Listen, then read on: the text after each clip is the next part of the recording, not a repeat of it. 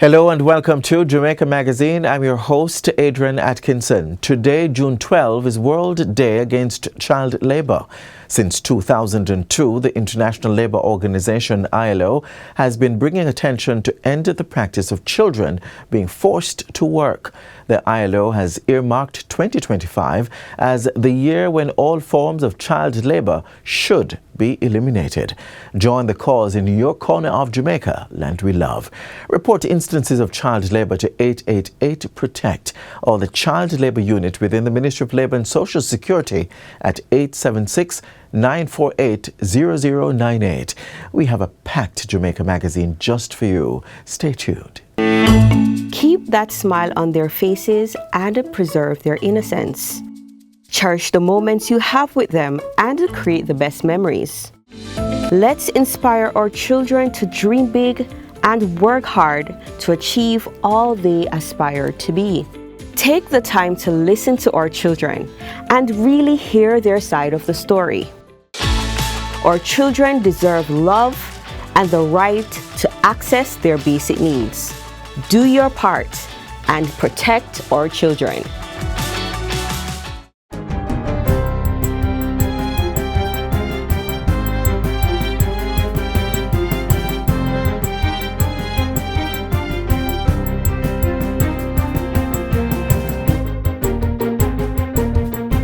Good day, I'm Stephen McHugh, and this is your JIS News for Monday, June 12, 2023. Ground has officially been broken for rehabilitation of the Jacksontown to Ulster Spring Main Road in southern Trelawney at a cost of over $400 million. Morris Hill Limited was awarded the contract and will carry out the restoration work in two parts. Phase 1, set to cost $205 million, is already underway. It targets 5.3 kilometers of roadway from the Jacksontown Tax Office to the Sawyers Primary School. The scope of the work will demolition and site clearance, drain cleaning, drainage construction, pavement works, construction of rubber masonry retaining walls, road marking, guardrails, curb and channels installation. $224 million will be spent on Phase 2, which will begin shortly. Cooperation is to be strengthened between the United States and Caribbean nations on the sharing of information about the illegal transshipment of firearms. The U.S. has announced that its Department of Justice will be creating a new post to appoint a coordinator for the Caribbean firearms prosecutions. Vice President Kamala Harris says this will help to maximize firearms information between countries to support the prosecution of traffickers. This effort will be aided by the Bipartisan Safer Communities Act, which President Biden signed last year, and includes new federal criminal offenses for firearms trafficking and straw purchases. Further coordination in the Caribbean will see U.S. law enforcement agencies providing support to the recently established Caribbean Crime Gun Intelligence Unit in Trinidad and Tobago. Officials will receive training in firearms investigations and help to bring criminals to justice. And we will stand up a Haiti transnational criminal investigative unit in collaboration with the Haitian National Police to facilitate investigation and prosecution of firearms and human trafficking, which affects the entire region. Vice President Harris was addressing last Thursday's meeting with Caribbean leaders held in the Bahamas. Meanwhile, Jamaica is facilitating a 3-day consultation meeting with Haitian stakeholders as part of CARICOM's response to unstable conditions in that country. The consultations, which began on June 11 and end tomorrow, June 13, are intended to build consensus and allow for inclusive participation in a neutral environment. It is being facilitated by a CARICOM Eminent Persons Group, which comprises former Prime Minister of Jamaica, Bruce Golding, former Prime Minister of St. Lucia, Kenny Anthony, and former Prime Minister of the Bahamas, Perry Christie. Establishment of the group is one of the outcomes from the CARICOM's mission to Haiti in February, which was led by Prime Minister Andrew Holness. Mr. Holness says the consultations are a powerful demonstration of individual and collective will to bring positive change to the difficult situation in Haiti. Jamaica, therefore, supports the process of inclusive and open dialogue and efforts to find solutions to Haiti's ongoing challenges. It is encouraging to see represented here today stakeholders from a broad spectrum of Haitian society. And I am pleased to note that some of you were part of our earlier engagement in Port-au-Prince. Both the Prime Minister of Haiti and the Eminent Persons Group committed to the process. Honorable Prime Minister, Madame la Secrétaire Générale, grâce à vos efforts et à votre détermination, thanks to your efforts vous avez and pu your convaincre les uns determination, et you were les able autres to convince everyone que la solution rapide, that la solution durable rapid pour Haïti, and passait par le long-lasting dialogue solution et le in sens du Haiti compromis. can be brought about Ceci constitue through un premier commitment pas. and dialogue. J'espère qu'il y en aura This is a d'autres first step, qui and nous I hope permettront that de there will be franchir others will ensemble allow us les to étapes vers le renouveau go and de go notre through pays. all of the stages necessary Monsieur le Président, to rebuild Mesdames, Messieurs. our country. Yes, the discussions will most likely be contentious at times. Yes, ideas will be put forward that will attract criticism and objection. Yes, each of you must have the opportunity to put forward your position firmly. We ask only that it be done respectfully, with a willingness not just to listen to contending views, but to consider their merits before brushing them aside. Mr. Golding says considerable efforts have been made from ongoing discussions towards developing a framework to transform the current situation in Haiti to one of peace and security, constitutionality, credible elections, institution building, and most importantly, creating a sense of hope for the Haitian people. This year, about 300 Jamaican youth will benefit from the Universal Service Fund USF Technology Advancement Program TAP 3 coding course. The group of young people aged 18 to 29 will receive training in computer coding as well as critical thinking, problem solving, and teamwork skills. This is to help them compete in the rapidly changing technological industry. Minister of Education and Youth Fable Williams says the program demonstrates the government's commitment to using information and communication technology ICT capabilities to support socioeconomic development. We also laud the Universal Service Fund for its role in ensuring our young coders are not just fluent in the language of technology, but also proficient in the skills needed to navigate the evolving tech landscape. She was speaking at the recent TAP 3 opening ceremony and orientation. The TAP 3 coding course classes are part of government's commitment to closing the digital gap. I want to implore all our participants to actively engage with our course guides and to take this training seriously. The knowledge you gain here will not only equip you with essential skills for the digital world, but it would also be your stepping stone towards a rewarding career in ICT. And finally, Prime Minister Andrew Holness and Education Minister Fable Williams have condemned the brutal killing of Brayton Primary School student 8-year-old Danielle Rowe. Little Danielle was found by a soldier in the Swallowfield area of Kingston with her throat slashed and later admitted to the Bustamante Hospital for Children. She underwent surgery Thursday night but succumbed to her injuries on Saturday. Prime Minister Holness says the nation cannot be silent. He and the Education Minister are calling on anyone with information to report it to the police. The society cannot surrender to wanton violence, and we must be unequivocal when violence is directed against our children. Already, since the start of this year, 8 children have been murdered, 3 of whom are under 12 years old. Our indignation and intolerance of fatal violence must be expressed in the highest penalties as a deterrent and the stiffest punishment if the criminal was not deterred. Prime Minister Holness has given directives for the mobilization of all necessary investigative resources to bring the perpetrator to justice. The Ministry of Education and Youth has also been directed to have all schools review their safety and security policy to ensure they are being effectively practiced. The Education Minister, meanwhile, says Jamaicans must remain vigilant in their efforts to protect children. Minister Williams has extended condolences to Danielle's immediate family and the teachers and students at Brayton Primary. And that's it for JIS News Today. I'm Stephen McHugh. Thanks for watching.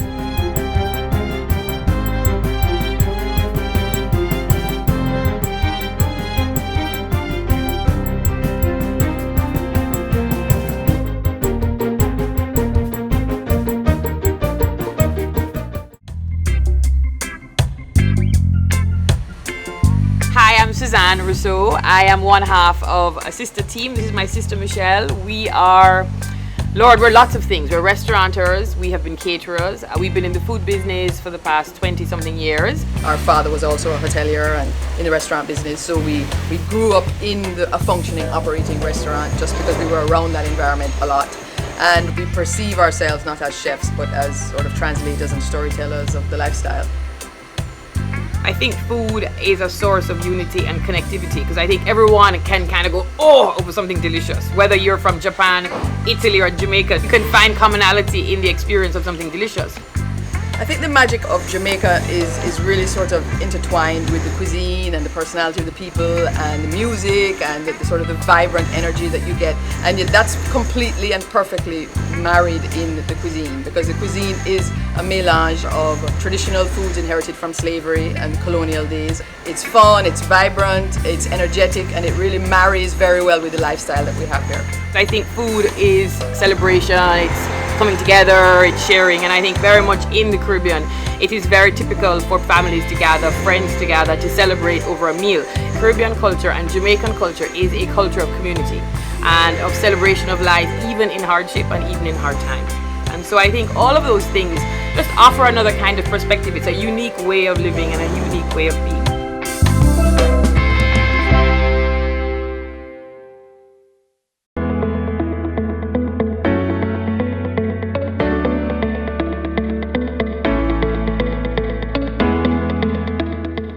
Today, June 12, is recognized as World Day Against Child Labor, with the theme for this year being Social Justice for All and End Child Labor. We join our Caribbean partners through the regional initiative by adopting the slogan, "Let's accelerate to end the scourge of child labor in our countries." Child labor is understood to be the engagement of children for economic activity that prevents their full and active participation in education and other social activity required for their development. This includes exposing the children to hazardous conditions. In Jamaica, our research conducted by Stated in 2016 Youth Activity Survey has revealed that over 37,000 children were exposed to child labor. And its recent child labor risk model has identified that close to 54,000 children are at risk of child labor. This presents a clear and present danger, and it requires urgent public action as my ministry continues to lead programs at the community level to combat all forms of child labor. The highest risk of child labor has been identified in the parishes of Portland and St. Thomas, while Kingston and St. Andrew, Clarendon, Trelawney, St. James, Hanover, and St. Elizabeth present worrying trends. Children in Jamaica have been engaged in economic activity related to fisheries, small construction activities, nightclubs and bars, agriculture, dry goods peddling, and other informal commercial activities. It is important for parents and children to be aware of the distinction now between child labor and child work. When a parent gives a child a regular domestic activity, such as a chore or some learning experience, that is child work. And it's quite acceptable once it does not expose the child to hazards or prevent the child from their educational and social development. Jamaica has been recognized regionally for its efforts as a leader in the programs of research and strategies to eradicate child labor in all its forms. In support of this, the International Labour Organization and the government of the United States of America have given us solid support. This year, as we continue to combat child labor, my ministry, together with its multi-agency partners, will continue the community-level engagements with civil society groups, educators, and families, all to bring about greater awareness for victims of child labor as well as preventative measures in the most vulnerable parishes. What can you do in your community to combat child labor? Eradicating the scourge of child labor must be the responsibility of all. Let us commit to keeping our children in school and ensuring that they attend school regularly. Justices of the peace, teachers, PTAs, religious leaders, civil society groups, and children, I encourage you to participate in the sensitization sessions, assist us in identifying areas of vulnerability, and report suspected cases of child labor using our hotline 211. That's 211. At the same time, the wider dialogue and action to uphold the right to decent work, protection of workers' rights, and raising awareness of child labor are all important steps that must continue. I give my commitment as minister to lead the national drive in this pursuit. With one resolute and committed action, let us accelerate the steps necessary for the eradication of child labor and the creation of a brighter, more socially just future for our children and the nation. God bless our children, and God bless Jamaica, land we love. One love.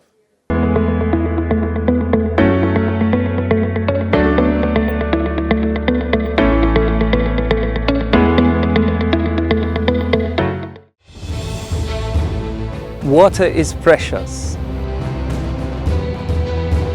So we encourage everyone to practice the 4 R's of water conservation. Always remember to reduce your use of water wherever possible. Replace water wasting devices with water savings devices. Reuse water wherever possible. And wherever leaks are found, please repair them and repair them quickly. Don't delay. Practice the 4 R's of water conservation today.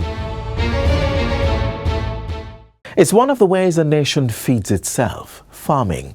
Whether by planting crops or rearing animals, the job of a farmer is important. And Jamaica, like the rest of the world, embraces the female faces of farming.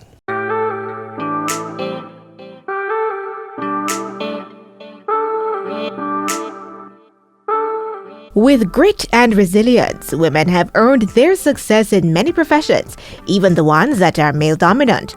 The stories of their unbreakable persistence have made music across the world.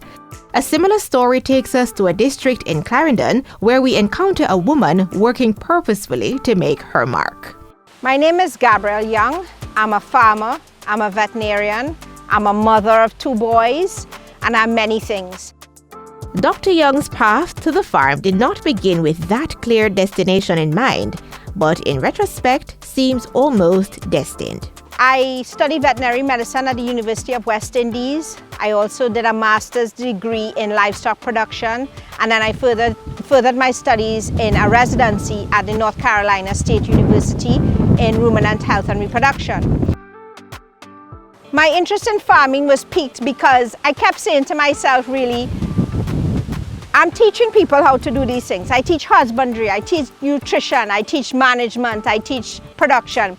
And I kept saying to myself that I think sometimes we need to proof of concept. So she put thought to action, purchased land, and started a new venture. And this property I developed into a sheep and goat farm, and I have a few cattle. And then we ventured into many other things, which includes goat's milk yogurt, and goat cheese. We also sell lamb.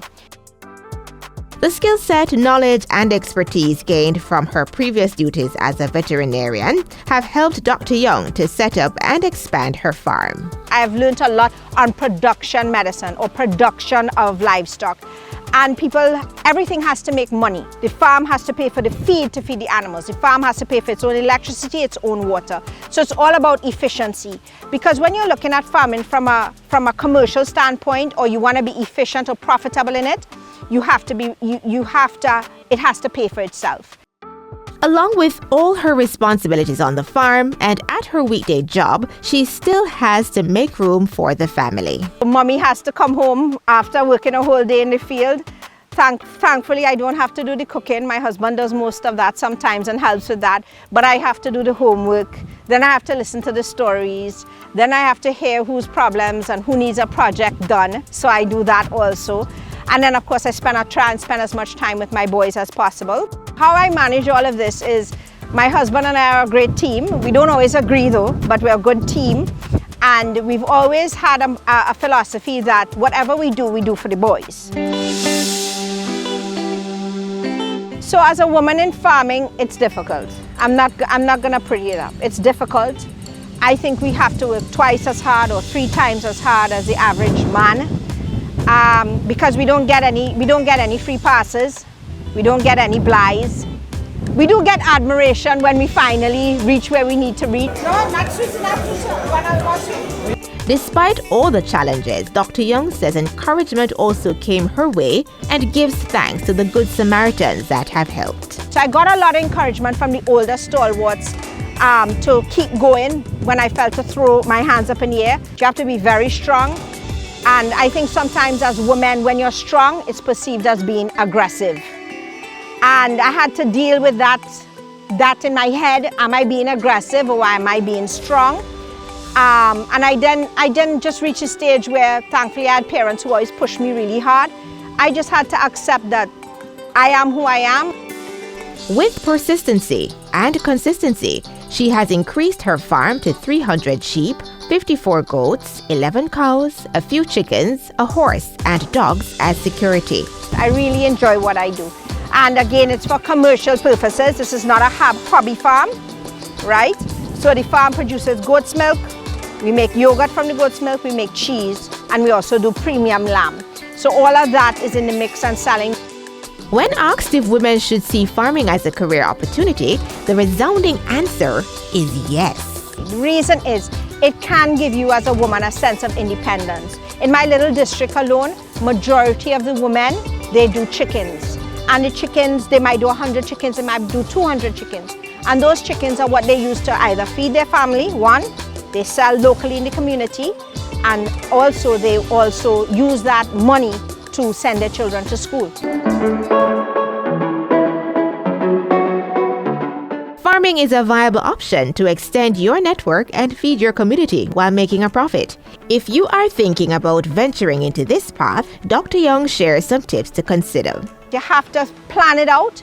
Make sure first you have your market. If you don't have a market for your product, then don't do it. If you need help, we're willing to assist you, right? And there are many people who will be willing to assist you. With every new adventure comes its challenges. If you should endure with great fortitude, you will reap the harvest in due season. Dr. Young formed her own company, Trin Jam Farms, distributing fresh goat products nationwide. We need farmers to produce more, because if they produce more, then they're more profitable. And when they're more profitable, means they're making money for themselves, which is better for Jamaica. A concept worth trying.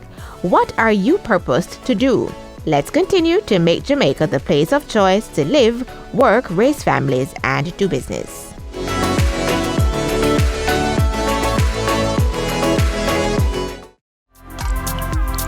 Brethren, the road signs make the traffic environment safe. The green light means go. Red means stop. Amber also means stop. Yeah man, it don't mean you must speed up. And get this, even if the light's on green, when the traffic is thick, don't bother move off and block the intersection. And please, don't stop on a pedestrian crossing. Look out for children, the disabled and the elderly. Follow the signs so they all can arrive alive. Be a good road user. Obey the road signs and look out for each other. While education is important for every child, how he or she gets to and from school is equally significant.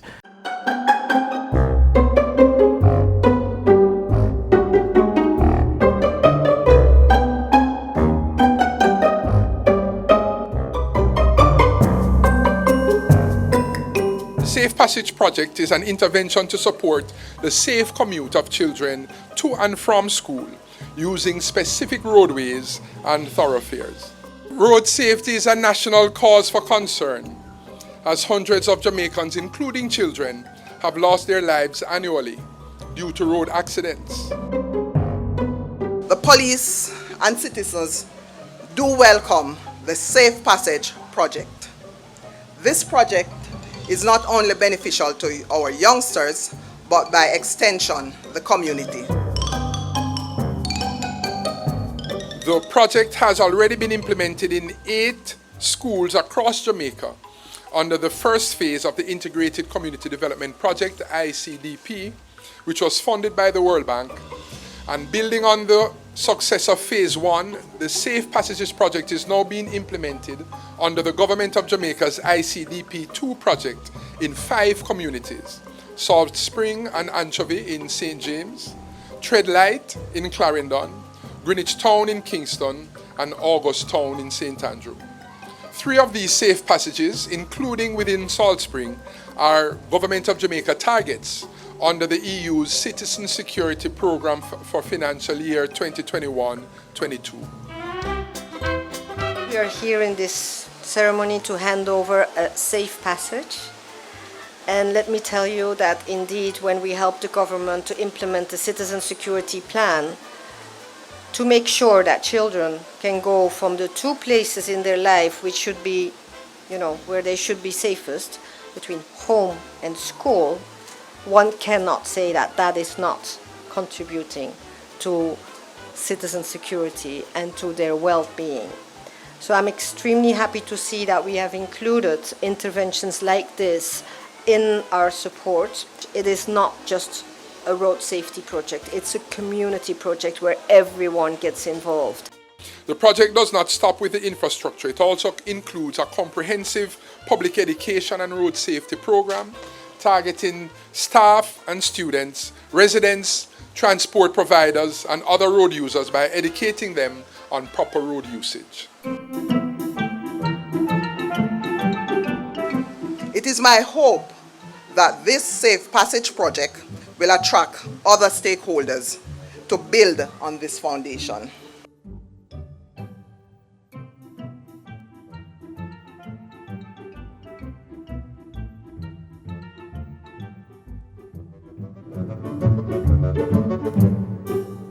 This safe passage in Salt Spring boasts all the features which have become synonymous with the project. At a cost of $14 million, 400 meters of sidewalk was constructed with safety guardrails. School traffic signs were installed already, and a pedestrian crossing was put in place. Additionally, 2 bus sheds were constructed. The school fencing was rehabilitated and replaced with a block wall structure, decorated with murals depicting messages on road safety. It is my hope that this Safe Passage program will have the outcome of providing safe commute for students, staff, and other pedestrians in partnership with the wider community and other stakeholders.